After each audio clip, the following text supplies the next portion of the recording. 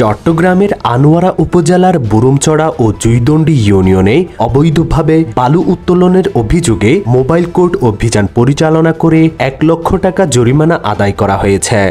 পটিয়া উপজেলার ইন্দ্রপুল ও চরকানাই থেকে পৃথক ২টি লাশ উদ্ধার করেছে থানা পুলিশ। উপজেলা সদরের ইন্দ্রপুল এলাকা থেকে আজ মঙ্গলবার সকাল ৯:৩০টার দিকে একটি অজ্ঞাত বৃদ্ধের লাশ উদ্ধার করেছে পটিয়া থানা পুলিশ।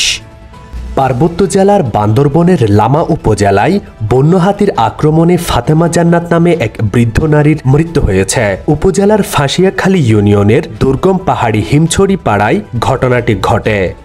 গণ অভ্যুত্থানের দিন ৫ আগস্ট সন্ধ্যা ৬:৩০টার দিকে হাটহাজারী মডেল থানার উত্তর পাশে কাঁচাবাজার গলির সামনে চট্টগ্রাম নজিরহাট সড়কের উপর গুলিতে নিহত ২ সন্তানের জনক হাটহাজারী পৌরসভার ১ নং ওয়ার্ড এলাকার বাসিন্দা মোহাম্মদ জামাল মোল্লার লাশ আদালতের নির্দেশে কবর থেকে উত্তোলন করা হয়েছে।